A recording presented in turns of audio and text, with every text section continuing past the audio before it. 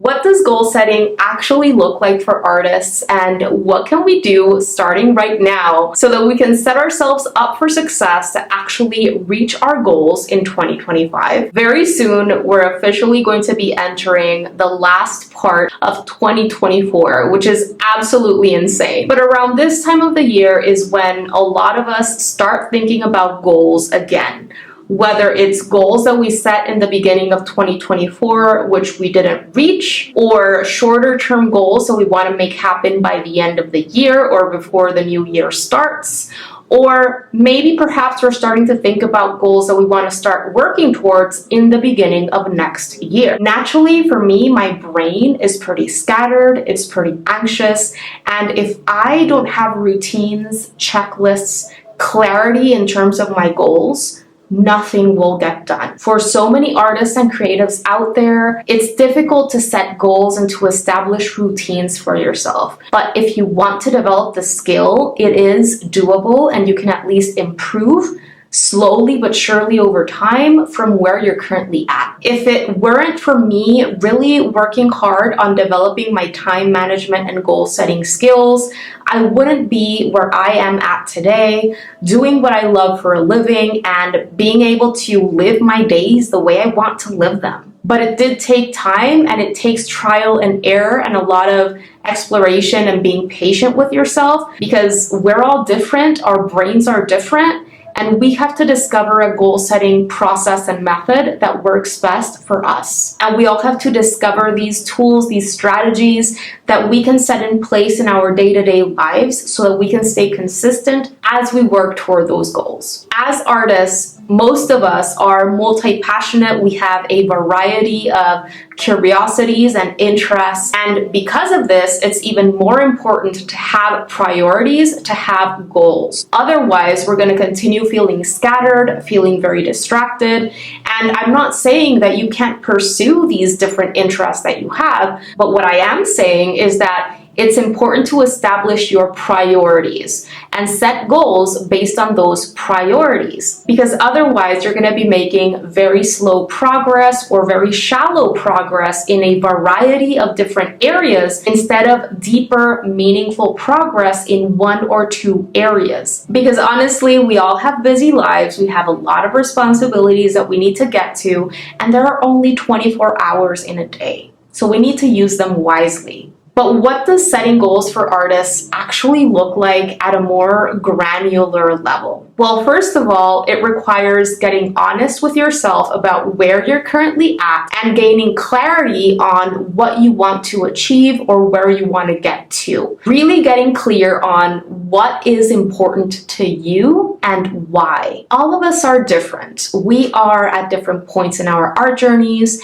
We have different goals with our art. We have different tastes. We are living in different bodies and we have different brains. We have different ways of thinking. We have different paces that we work in, and we're living different life experiences with different responsibilities. The goals that you set for yourself have to be in alignment with what you value as a human being. What are your values? What is your why for creating art and sharing it with the world? You have to get really specific about what you want and what you value. I'll give you a personal example as an artist who nowadays is running an almost exclusively online art business. I have never really placed much value in having a huge number of subscribers on YouTube or on social media. I place more value in connecting more deeply with my students and community members and really making sure that I am continuing to encourage them and provide value so that they can stay consistent in their journeys. Receiving comments and emails from students and community members or from my audience in general, letting me know that I have helped them in some way, that I have encouraged them, that I have helped them overcome a struggle that they have had as an artist. That matters way more to me. This makes me so happy. It brings me such a high level of fulfillment. It makes it easier for me to sit in front of the camera when I don't feel like it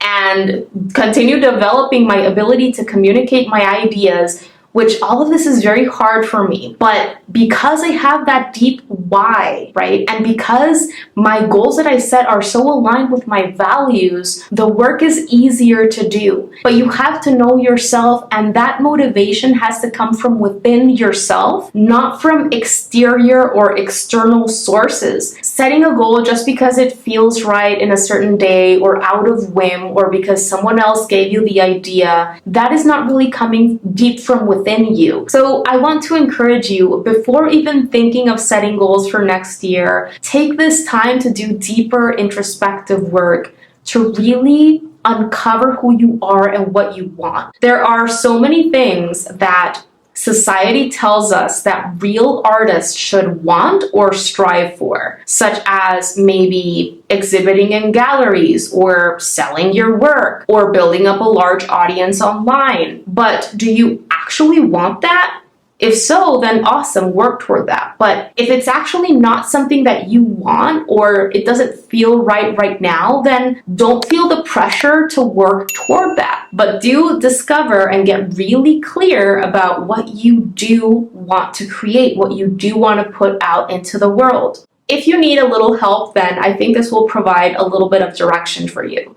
So I see an artist's journey as 3 sequential steps or large general phases, if you will. In the first phase, you are mostly focusing on developing especially foundational skills, and you're also perhaps starting to discover your artistic voice. That is phase number 1. In phase number 2, you're continuing to develop your skills. You're always continuing to develop your skills, but you're now starting to prioritize sharing your work and building some type of audience, whether it's online or offline. And then phase 3 would be for those who are looking to take their art to a professional level, which would be starting and building a business. So do some self-analysis and get really clear in terms of which of these 3 phases you're currently in. And then based on the phase that you're currently in, you can get a little bit more specific. If you're in phase 1, for example, and you're starting to build those foundational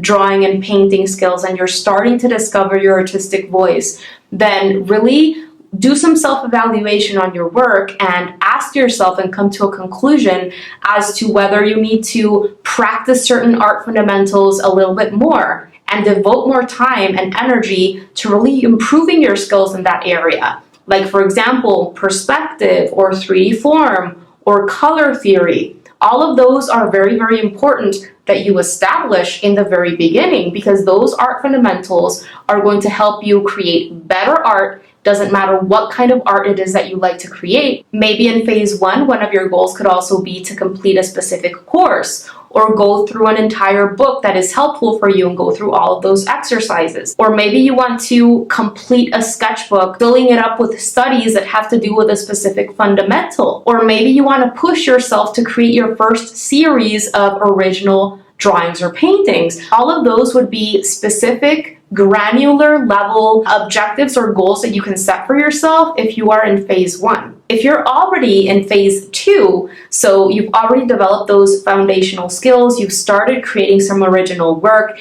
and you're starting to share and build an audience, a granular specific goal could be starting to share your work locally somewhere at a shop or a gallery, or participating in local art events where you're setting up your booth and you're starting to share your work with people, and maybe you're even starting to sell some pieces. Another specific objective, if you are in phase 2, could be to start an Instagram page that is a professional page where you're going to be specifically sharing your art and sharing your thought process, where you get your inspiration, etc. Or starting your YouTube channel or growing your audience in general online. If you're an artist who is already on phase 3, maybe you've already sold some of your work and you're starting a business.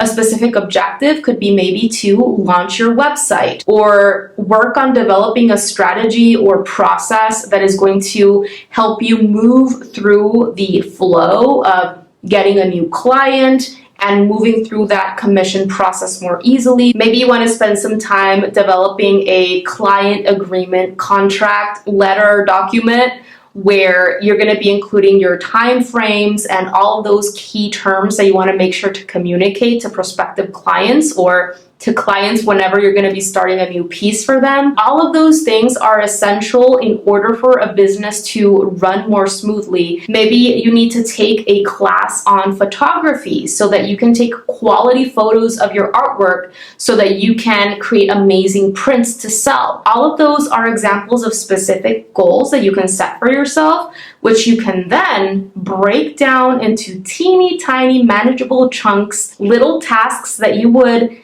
plug into your weekly agenda and get done in whichever day and time is better for you depending on your current responsibilities. Be realistic about the time that you have to devote to your goals and to your weekly tasks that are going to get you to those goals.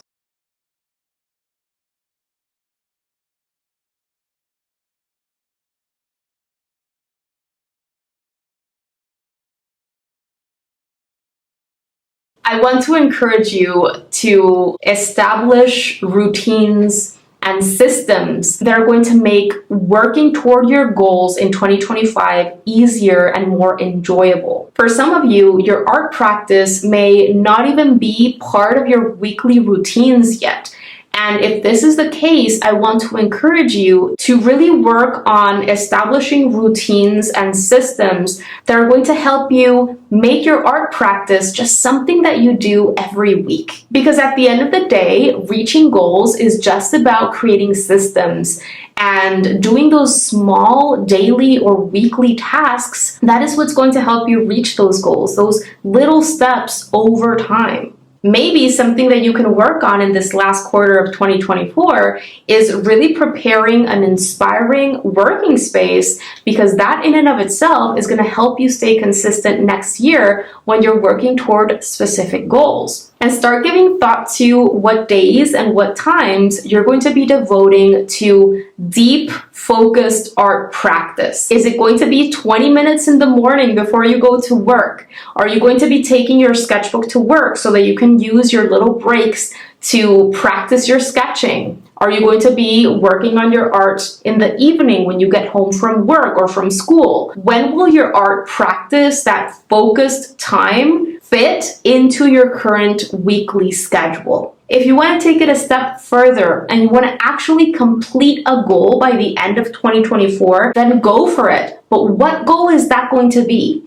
Do you want to finish filling the sketchbook by the end of the year? Do you want to really hone in on a specific fundamental that you're struggling with? If you're already selling work, do you want to try to sell a specific number of pieces? Do you want to start your professional Instagram page for your art and start filling your feed with your beautiful artwork and valuable posts for your audience by the end of the year? Do you want to complete a specific art course that you think is going to help you move forward faster? Whether you're going to be setting yourself up for success for next year and developing habits and systems to stay consistent with your art practice so that you can make working on your goals in 2025 easier and more enjoyable, or you're actually going to be using the last quarter of 2024 to work on a specific goal, let me know in the comments below. I would love to hear from you. I hope that this was helpful and inspiring and that I got you to start thinking of some art goals that you want to make happen. Thank you so much for joining me on this one. I wish you a wonderful rest of your day.